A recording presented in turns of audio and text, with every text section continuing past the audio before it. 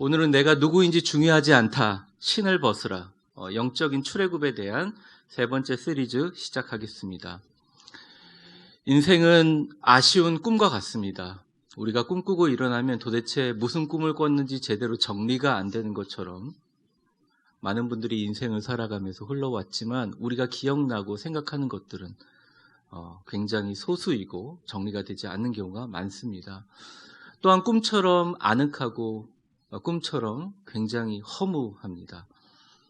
많은 분들이 이렇게 얘기합니다. 예전에 빌 클린턴이 미국 대통령이 될 때 연설할 때 We can change the future 이라고 얘기했습니다. 우리는 그 미래를 바꿀 수 있습니다 라고 얘기했습니다.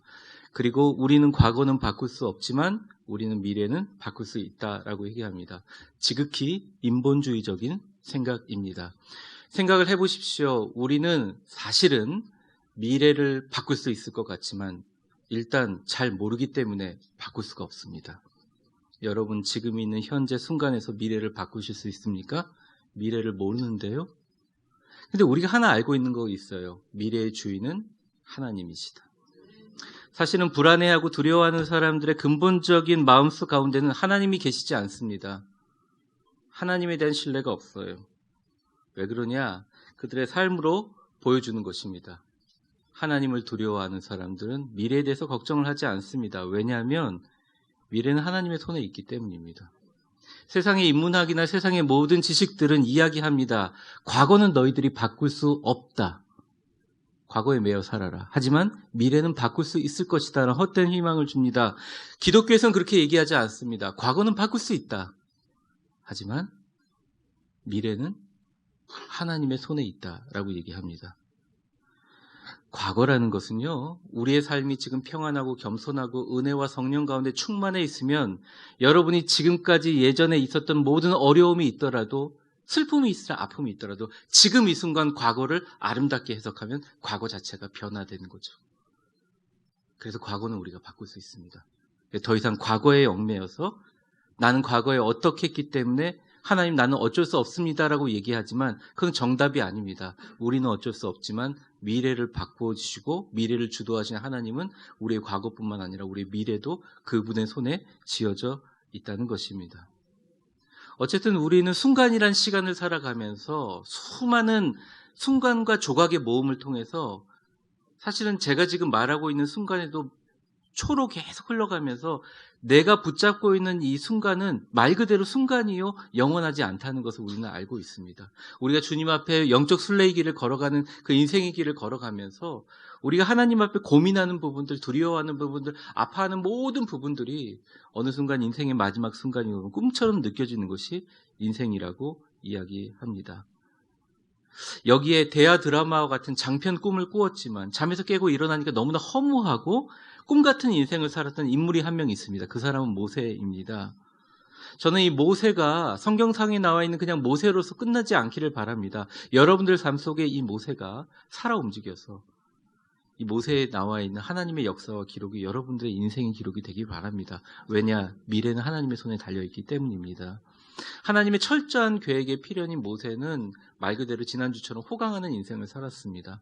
하나님의 물에서 건져낸 모세라는 이름처럼 위대한 구원의 증거와 축복의 증거로 살았습니다. 그런데 그것조차 꿈처럼 너무나 빠르게 흘러갑니다. 성경에는 한두 줄로도 표시되어 있지 않습니다. 모세가 그렇게 물에서 건져낸 후에 모세가 어떤 부귀영화를 누렸다 없습니다. 거의 딱 한 줄로 표현됩니다. 그냥 모세는 그러다가 사람 한 명 죽이고 사람 한 명 죽인 것 때문에 광야로 도망쳤다. 광야로 도망쳐서 40세부터 80세까지 40년 동안 미디안의 광야에서 자기 장인들의 양떼 지키고 살았더라라고 간단하게 이야기합니다. 예전에 어떤 영화를 누리고 이집트의 왕자였고 하나님 앞에 위대한 축복을 받았을지라도 인생의 마지막에 흘러가게 되면 가장 중요한 것은 지금의 나의 모습이 어떤 것인가. 폭풍 같은 인생을 살았지만 내가 지금 어떤 모습인가 라는 것이 굉장히 중요합니다. 그래서 출애굽기 3장은 1절서부터 3절에 이렇게 시작을 하는데요. 보여주세요. 모세가 그의 장인 미디안 제사장 이드로의 양떼를 치더니 그때를 광야 서쪽으로 인도하여 하나님의 산 호렙에 이르매라고 나와 있습니다. 1절만 좀 보여주실래요? 여러분, 장인이 있는데요. 장인 이름이 이드로입니다. 근데 그분이 여호와를 섬기는 제사장입니까? 아닙니까? 네.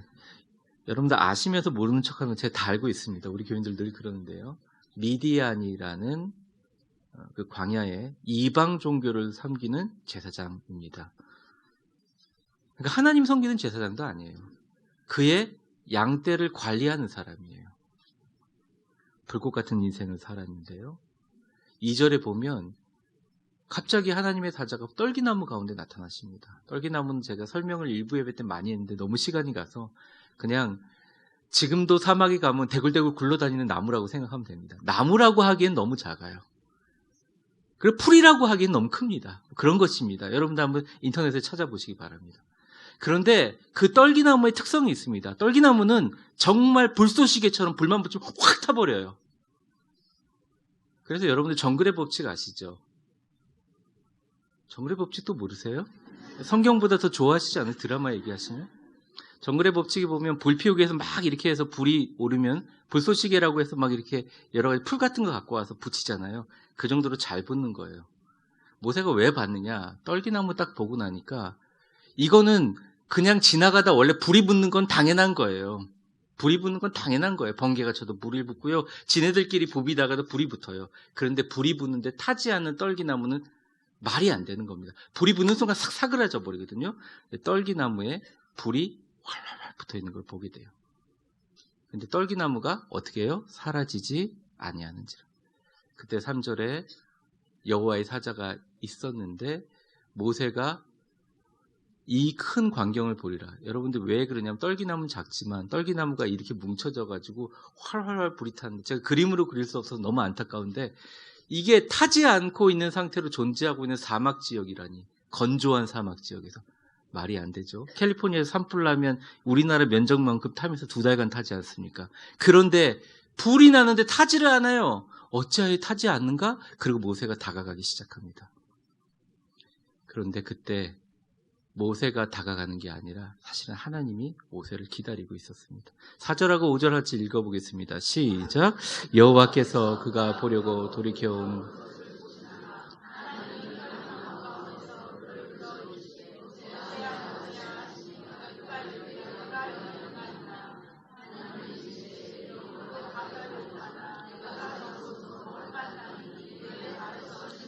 사절 다시 좀 보여주실래요? 4절에 보면 모세라고 먼저 불러주십니다.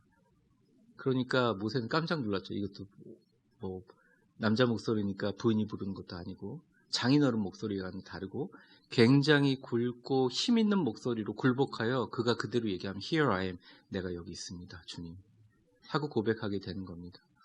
우리의 인생에도 주님을 만나는 순간들이 있죠.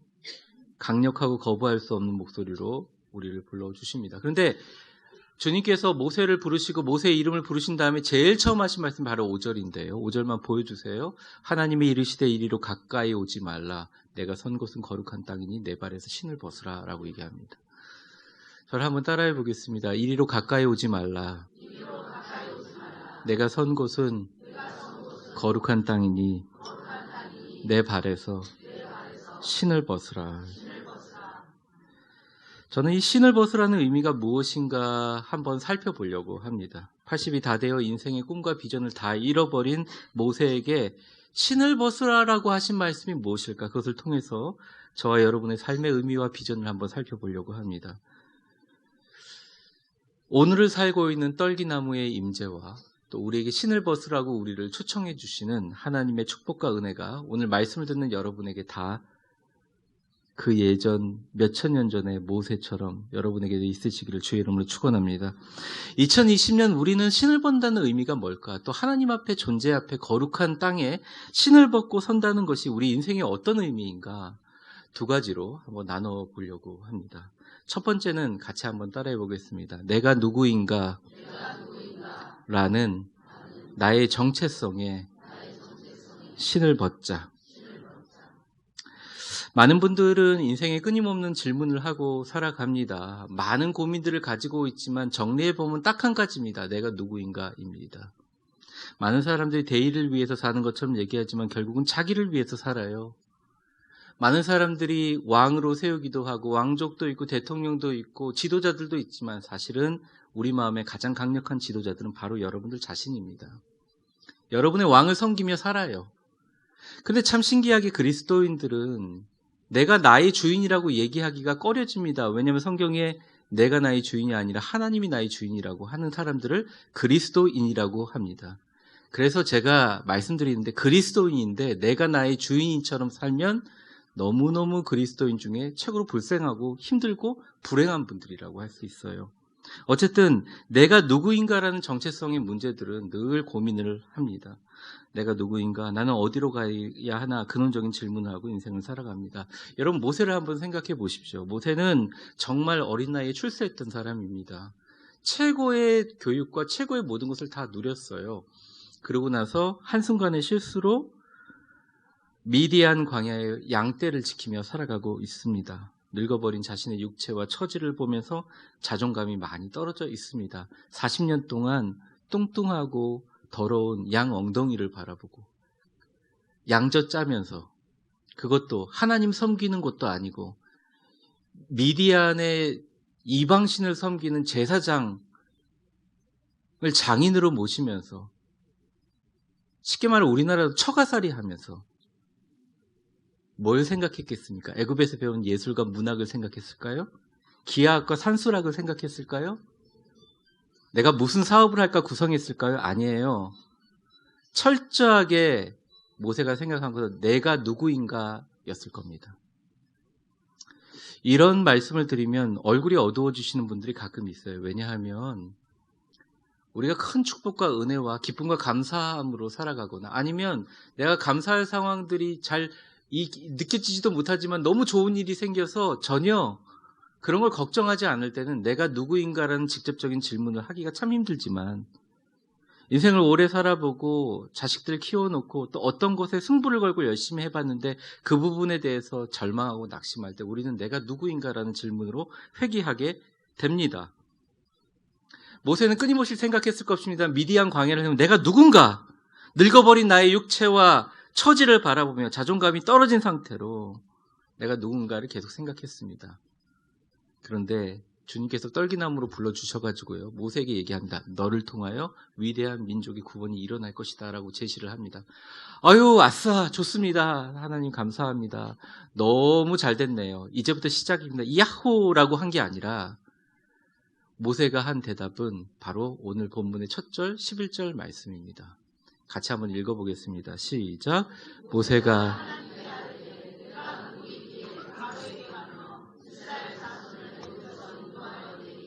하나님이 나를 불러주시고 역사하신 것도 너무 고마운 일이지만 근데 왜 나를 불러주셨어요? 왜 나 같은 것을 불러주셨어요? 하는 의문이 컸죠.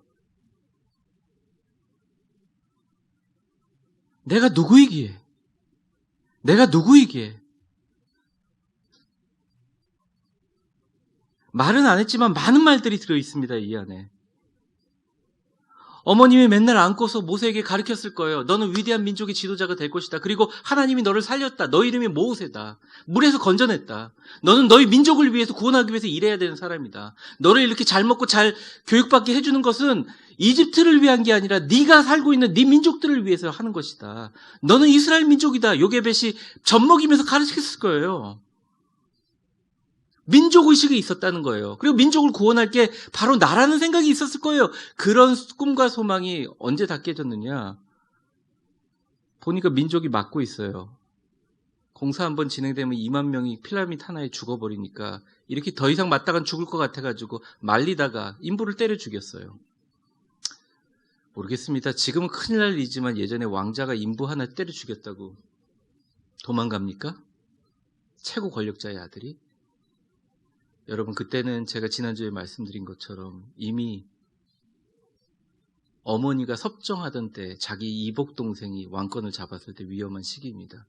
그것으로 인하여 도망쳐가지고 왔는데 미디안 광야에 와가지고 40년 동안 양 엉덩이 바라보고 양젖 짜면서 바라보고 있는 내가 그리고 여러분 기억하시죠?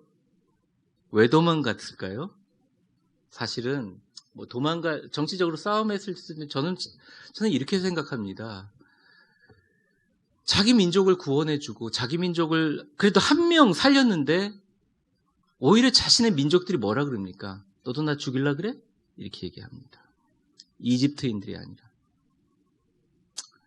사랑하는 성도 여러분, 얼마나 사람에 대한 상처가 컸을까요? 얼마나 자신의 민족에 대해서 열심히 하려고 했는데 좌절감이 컸을까요? 그래서 그가 질문합니다. 내가 누구이기에? 제가 만약 여기 앉아있는 여러분들 보고 여러분들은 하나님의 위대한 일을 할 수가 있습니다. 그럼 여러분들 습관적으로 아멘 이러시는 분도 있지만 속으로 뭘요? 이렇게 하시는 분들 많으실 겁니다. 뭔 소리냐고요, 목사님. 말도 안 되는 소리입니다. 그냥 우리 아들만 잘 되게 해주세요. 만성 질환에서만 좀 벗어나게 해주세요. 모세는 다른 심정이었을까요?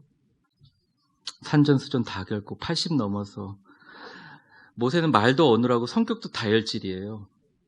40년 동안 두들겨 맞은 민족 하나 구하지 못해서 양치기 했던 실패자, 살인자, 늙은이인데 제가 민족을 구한다고요? 모세는 이야기합니다. 근데 하나님은 아브라함도 이삭도 야곱도 하나님이 그 사람을 쓰실 때 반드시 하는 과정이 있어요. 네가 누구에게 쓰는 게 아니라 내가 선택해서 쓴다고 얘기해 주십니다. 기독교의 위대한 점이 여기 있어요. 불교는 공로를 강조합니다. 유교도 마찬가지죠. 이슬람은 말할 것도 없고요. 회교는 마찬가지고요. 근데 참 신기하게 우리는 우리가 가지고 있는 것을 더 내려놓을수록 하나님이 우리를 사용하세요. 우리의 욕심과 생각으로 무슨 일을 벌이면 그게 잘 되는 게 아니라 오히려 더 안 되게 만드세요. 잘 되게 만드는 건 하나님 축복을 주는 게 아니라 그 사람 버리는 겁니다. 근데 안 되게 되면 우리가 딱 깨달아야 돼요. 아, 하나님이 불이 붙는데 타지 않는 떨기나무로 우리를 부르고 계시구나. 하나님께서 저와 여러분을 이 자리에 부르신 것은 여러분 때문이 절대 아니에요. 저도 마찬가지입니다. 제가 뭐라고요? 저 아무것도 아니에요. 그냥 하나님의 계획이고 하나님의 주권사항이에요. 그래서 겸손하려고 겸손한 게 아니라 진짜 겸손할 수밖에 없는 거예요. 내일이라 하나님 저 불러가시면 끝이에요, 저도. 하나님의 계획의 일부일 때문입니다. 모세가 그 고통을 겪었던 것은 내가 누구이기에라는 질문이 아니라 오히려 내가 누구인 것이 중요하지 않다라고 보여주신 하나님의 경륜이었다는 거예요. 근데 우리는 이것을 때때로 잊어버립니다. 하나님의 일을 할 때 내가 무엇이 되기를 원합니다. 나의 가지고 있는 여러 가지 정신적인 어려움 그리고 부족한 부분을 내가 무엇인지를 통해서 채우려고 합니다. 그리고 엄청나게 많은 에너지를 씁니다. 나에 대해서 누가 무엇이라고 얘기하는 것에 신경을 많이 씁니다. 그런데 하나님 일을 할 때는 내 일이 아니고요. 그 일을 하는 것조차도 내가 하는 게 아니라는 거예요. 그것을 잊어버립니다. 하나님께서 우리를 부르실 때 내가 누구인 건 전혀 중요하지 않아요. 나 된 것은 다 하나님의 은혜입니다. 우리 옆 사람에게 진심 어린 마음으로 한번 축복해 보겠습니다. 내가 누구인가 보다는 나를 부르신 하나님이 누구이신가, 그 은혜가 얼마나 큰가, 그게 더 중요합니다. 하나님의 부르심에 내가 누구인가 증명하려고 인생을 낭비하지 마세요. 나 그냥 못된 사람, 나는 부족한 사람, 나는 연약한 사람, 하나님이 나를 사용하지 않은 마른 막대기조차도 안 되는 사람이라고 하실 때 하나님이 쓰세요. 성사학자들은 얘기하는데 왜 모세를 이렇게 괴롭혀가지고 80세가 다 돼서 쓰시냐고.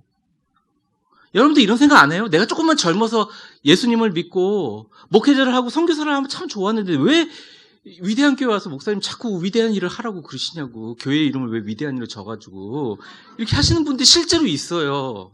그리고 부담을 엄청 느끼고 계세요.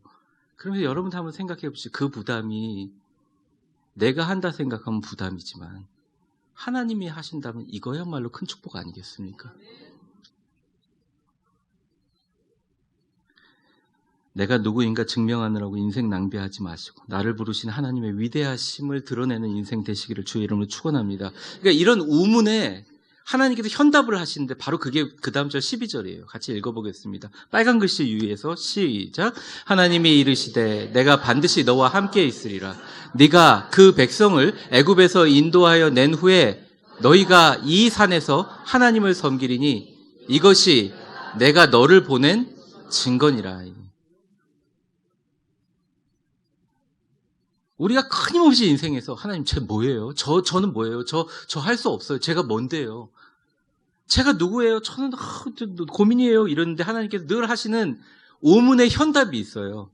내가 너와 반드시 함께 하리라. 내가 너와 반드시 함께 하리라. 하나님 저 실패했어요. 아니야. 내가 너와 반드시 함께 하리라. 하나님 저 연약하고 무너져요. 아니야. 내가 너와 반드시 함께 하리라. 내가 너와 함께 있으리라. 그거 잊어버리지 마라. 네가 누구인가가 중요한 게 아니라 내가 너와 함께 있다는 게 중요하다. 저를 한번 따라해 보겠습니다. 나는 누구인가? 나는 하나님께서 반드시 함께 한다고 약속해 준 존재이다. 이것이 내가 너를 보낸 증거니라 얘기하시는 거예요. 굳이 네가 누구인가가 중요한 게 아니라 네가 가가지고 하나님의 역사를 할 때 너와 동행할 나 하나님의 능력과 사건으로 너가 누구인가를 온 백성에게 증거하리라 주님 말씀하십니다.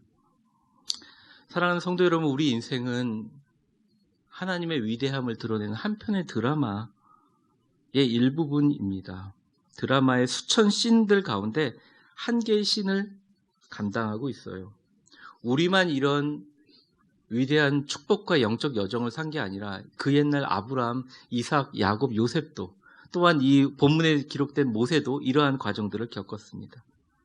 내가 누구라는 교만이나 내가 누구라는 열등감도 버리고 주님 앞에 나의 정체성이라는 신을 벗기 전에는 하나님께서 역사해 주지 않으세요. 신을 일단 벗고 고백하는 겁니다. 하나님, 이 위대한 구원의 드라마에 나를 캐스팅해 주신 것을 감사합니다. 주님 나와 함께하여 주시옵소서. 그게 그렇게 어렵죠? 어렵습니까? 물으려다가 저도 어렵기 때문에 대답 안 했어요. 어렵죠? 참 기독교가 신기합니다. 내가 누구인가를 내려놓기 전까지는 설렁설렁 그냥 자기 멋대로 신앙생활하기는 너무 좋은데 제대로 신앙생활하기는 너무 고통이 심해요. 여러분이 누구인가라는 짐을 내려놓으세요. 남에게 여러분들이 어떻게 보이느냐가 중요한 게 아니라 그거는 그런 걱정하는 사람들은 정치인들과 연예인들이에요. 그분들은 그런 짐을 지고 사는 거예요. 그래서 겉으로 보이는 것만큼 행복하지 않아요. 근데 여러분들은 그리스도인으로서 나를 통해서 하나님이 드러나는 게 중요하고 나를 선택한 하나님이 중요하기 때문에 내가 누구인가에 너무 신경 써서 에너지를 낭비하지 마시고 주님 나를 캐스팅해 주셨으니 이제 출연해야 되지 않겠습니까?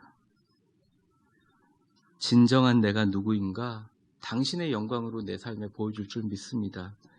이런 기도가 나와야 될 줄 믿습니다. 두 번째는 그렇습니다. 내가 누구인가라는 짐을 탁 내려놓긴 정말 어렵지만 일단 내려놓으면 되게 마음이 편해요. 근데 이제 문제가 하나 있습니다. 많은 분들이 내가 하나님의 영광을 위해서 한다고 하는데 막상 교회에서도 무슨 일을 해야 될지 모르겠어요. 내가 하나님의 영광을 위해서 일을 한다는데 여러분의 직장에서 무슨 일을 해야 될지 모르겠어요. 대부분의 분들은 하나님의 영광이라는 이야기를 하지만 영광의 꿈을 꾸려고 그랬지만 구체적인 그림을 참 그리기가 어려워요. 저도 강요를 하지만 참 힘들고 어려울 줄 압니다. 그리고 지금 이 자리에 예배 오신 분들의 대부분의 마음 가운데 주님 저의 슬픈 마음을 위로해 주세요. 위로를 받으려고 합니다. 우리는 위로에 최적화되어 있습니다. 근데 여러분 현실을 보십시오. 사실은 위로를 받아서 더 높은 경지로 독수리의 날개치며 올라가는 게 정말 제대로 된 시나리오 같지만 위로는 그다지 도움을 주지 못해요. 이제는 하나님 앞에 위로를 받으려고 하지 말고 위로 봐야 돼요. 하나님 앞에 위로 봐야 돼. 그 위에 있는 게 뭐냐? 하나님이 하시는 일을 이제 볼 수 있는 눈이 생겨야 돼요. 그러니까 작은 나의 삶에 일어나고 실패군 성공이는 그게 하나님이 일하시는을 볼 수 있어야 돼요. 그러기 위해서 벗어야 될 신이 하나 있어요. 그게 뭐냐? 저를 따라해 보겠습니다. 내가 무엇이 되어야 할지에 신을 벗어야 한다. 하나님이 함께 하신다 얘기해놓고 모세에게 도리어 이렇게 증거를 주시니까 모세가 마음이 좋아졌는데 모세가 거기서 끝나지 않고 질문을 합니다. 궁금해졌어요. 내 다 늙어가지고 애굽에서 고통당하는 백성들에게 할 말이 없다는 거예요. 생각해보면 백성들이 고통당할 동안 40년 동안 자기는 도망쳐왔어요. 노예 생활하지 않았다는 거예요. 고통스럽게 느끼지 않았다는 거예요. 공감의 대상이 없어요. 공감의 대상이 없는 거죠. 그리고 이집트 왕자로 40년간 호화롭게 살았잖아요. 그리고 미디어 강화에 숨어있던 자신이 가서 그들에게 뭐라고 얘기하는 거예요? 자기는 말재주도 없어요. 내가 뭐라고 그들에게 지도자가 될 수 있다는 말입니까? 그는 궁금했어요. 그리고 제일 중요한 건 내가 하나님의 대언자인데 하나님이라는 이름을 이집트 사람들에게 설명해 줄 이름이 없어요. 여러분 아시다시피 이 전까지의 기록은 여호와 하나님이라는 기록이 나오지 않습니다. 엘로힘이라고 나와요. 엘로힘은 복수형입니다. 여러분 성부, 성자, 성령인 것처럼 복수형이에요. 하나님들이라는 이름이에요. 근데 하나님이 여기서 단수형의 이름을 주시기 전까지는 아무런 이름이 없었어요. 여러분 하나님이 저한테 얘기해서 가서 애굽을 구원해라 그러면 네 알겠습니다. 그런데 제가 가서 뭘 해야 되죠? 일단 말이 안 통하고 아무도 인정해 주지 않을걸요? 그리고 당신의 이름이 뭔지 잘 모르겠습니다. 이 질문이 바로 13절 말씀입니다. 같이 한번 읽어보겠습니다. 시작. 모세가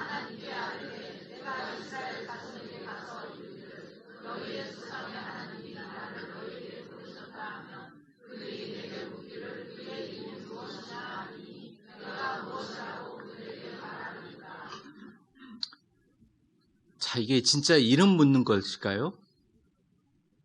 이름 물을 때 이렇게 복잡하게 얘기합니까? 하나님 이름 몰라가지고 지금 일을 안 하나요? 솔직하게 우리 털어놓고 얘기해. 이게 모세가 지금 이름만 몰라가지고 안 나가고 자신이 없는 건가요? 모세의 고민은 딱 한 가지. 우리의 고민도 마찬가지예요. 뭘 할지를 몰라서 그래요. 내가 무슨 일을 할지, 내가 하나님의 영광을 위해서 무엇을 할지를 모르고 있는, 내가 하나님의 일을 할 수 있는 게 뭐냐고, 나 할 수 있는 게 없다는 얘기예요. 가서 말도 안 통하고요. 할 수 있는 게 없다는 거예요. 그런데 이 우문에 대해서 하나님이 현답을 해주세요. 그게 14절의 말씀이에요. 같이 한번 읽어보겠습니다. 시작. 나는 스스로 있는 자. 또 이르시되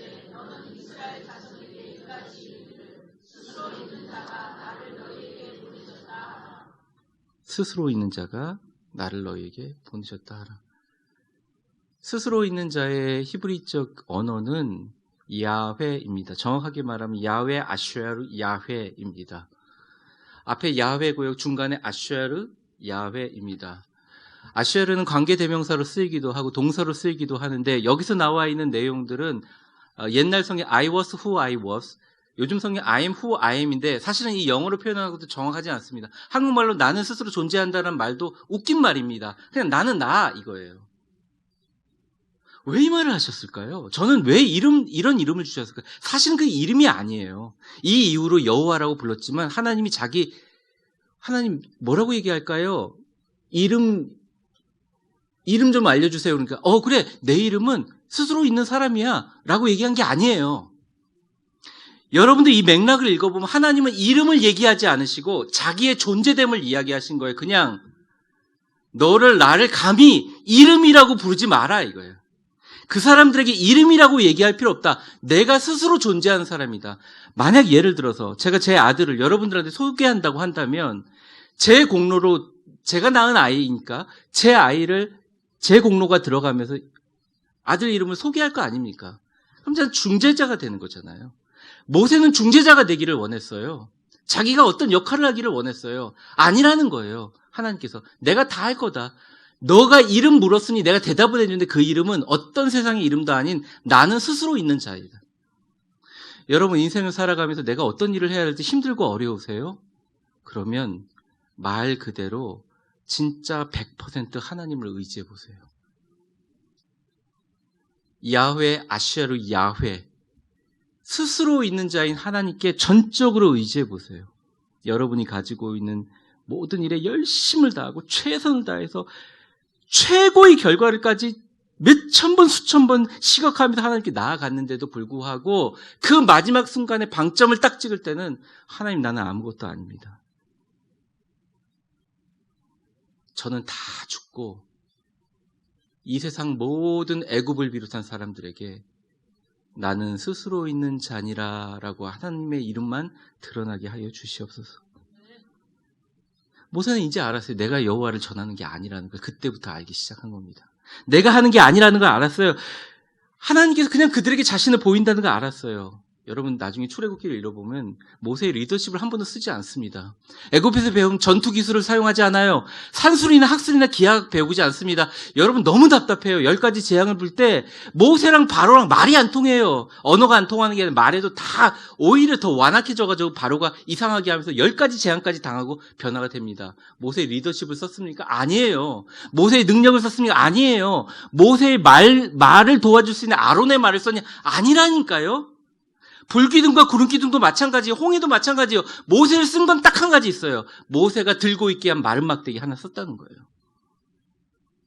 막대기 하나 썼다는 거예요. 그런데 모세는 알았어요. 내가 누구인가? 내가 무슨 일을 할 것인가? 중요한 게 아니라 그 마른 막대기에 내 하나님 여호와가 너와 반드시 함께 할 것이다. 그 마른 막대기에 나는 이 세상에 어떤 도움도 받지 않고 내 스스로 모든 것을 시작하고 마무리하고 시나리오를 다 짜버리는 전능하신 야훼 하나님이다 라고 하는 것이 마른 막대기에 상징적으로 담겨 있다는 것입니다. 사랑하는 성도 여러분, 말씀을 정리하겠습니다. 인생의 길에 루틴이 있어요. 우리는 날마다 묻습니다. 내가 누구입니까? 물을 때 말씀을 기억하세요. 너는 반드시 내가 너와 함께할 사람이다. 나를 잊어버리지 마라. 내가 뭘 합니까? 나는 여호와다. 나에게 맡겨라. 나는 스스로 있는 자다. 걱정하지 마라. 하나님 앞에 하나님 되시도록 나라는 신을 벗어 던지고 내가 하는 것이 아니구나. 그 앞에 신을 벗고 서는 것밖에 없구나 깨달았을 때 그 모세의 깨달음이 바로 예전에 아브라함, 이삭, 야곱 그들의 깨달음을 모세는 알았을 겁니다. 나의 나된 것은 하나님의 은혜고 내가 하나님의 거룩한 땅을 밟기 위해서 끊임없이 내 인생의 신을 벗어가는 과정이 영적 순례구나 깨닫는 것이 그리스도인 성화의 길인 것을 깨달았을 것입니다. 여러분, 하나님 앞에 우리 인생은 내가 누구냐는 것은 중요하지 않습니다. 중요한 것은 내가 오히려 마른 막대기처럼 내 자신을 내려놓으면 마른 막대기 같은 나를 사용하신 하나님이 나에게 어떤 분이냐의 문제입니다. 여러분의 인생을 살아가면서 여러분이 어떤 분이냐는 것이 더 중요한 것이 아니라 여러분을 사용하시는 분이 어떤 하나님인가를 여러분의 인생을 통해서 많은 사람이 느끼는 축복을 가지기를 원합니다. 진짜 하나님의 종이에요, 그게. 홍해 앞에서 주님께서 얘기했습니다. 잠잠하고 내가 너희를 위해서 일하는 걸 기다려라. 기다릴 수 있는 것, 의지하는 것입니다. 여러분, 여러분의 인생을 진짜 사랑하십니까? 마무리하려고 그래요. 그리스도인이 아니고 불신자라면 여러분은 마음대로 사십시오. 뭐 어쩔 수 없잖아요. 교회도 안 나와도 좋고 뭐 이렇게 복잡한데 주차 때문에 힘든데 안 나와도 되고 인터넷에서 설교 가끔 보면서 좋은 뭐 비치에서 칵테일 마시면서 앉아서 아이고 좋다 행복하다. 하나님 그런 로또 같은 거 하늘에서 푹 떨어지면 안 되나? 이렇게 생각하시면서 또 그렇게 생각하시는 분들이 계실 겁니다. 난 하나님 일 안 하고 싶어. 봉사 안 하고 싶어. 난 그냥 교회에서 인터넷으로 보면 너무 좋겠어. 이런 분이 계시다면 인생도 꿈이지만 그 꿈도 깨시기 바랍니다. 하나님이 여러분을 손으로 딱 붙잡고 있어요. 근데 그 길이 고통스러운 길이 아니에요. 하나님의 영광의 길이에요. 왜 영광의 길이냐? 하나님은 여러분이 여러분 때문에 뽑은 게 아니라 하나님이 계획이 있어서 이 자리에 불러주신 거라는 거죠. 오늘 일부 찬양팀에서 내 모든 것 주께 드리며 그러면 주께서 일하기 시작한다 라는 찬양을 했습니다. 맞습니다. 우리가 가지고 있는 삶의 목적과 삶의 의미에 너무 매달리지 말고 하나님께서 나를 사용하시기 위해 내 안에 신을 먼저 벗는 과정을 겪으세요. 하나님께서 여러분과 같이 일할 줄 믿습니다. 그래서 오늘 마지막 절이에요. 좀 이해가 안 될 수 있는데 마지막 절 보여주세요. 좀 긴데 여기 이런 말이 나와요. 너희 조상의 하나님 여호와, 아브라함의 하나님 여호와, 이삭의 하나님 여호와, 야곱의 하나님 여호와께서 너희를 보내셨다. 이 말이 무슨 뜻이냐면 이런 거예요. 아브라함도 신발 벗었고요. 이삭도 신발 벗었고요. 야곱도 신발 벗었고요. 요셉도 신발 벗었고요. 모세도 신발 벗었고요. 여러분, 하나님은 신을 벗고 선자와 같이 일하시는 것 같이 내 인생이 야곱과 이삭과 아브라함의 이름이 드러나는 게 아니라 이 사람을 통해서 하나님이 어떤 일을 하셨는지를 드러나는 인생을 살기 위해서 여러분, 힘들고 어려우시지만 주님 앞에 주님 나와 함께 하시지요. 전능하시지요. 스스로 있는 분이시죠. 주님 말로만 아니라 진짜 의지합니다. 주님께 내 인생 맡깁니다. 주여 역사하여 주옵소서 하신다면 여러분이란 신을 벗으면 무한하게 하나님께서 여러분들을 은혜로 확장시켜 줄 믿습니다. 기도하겠습니다.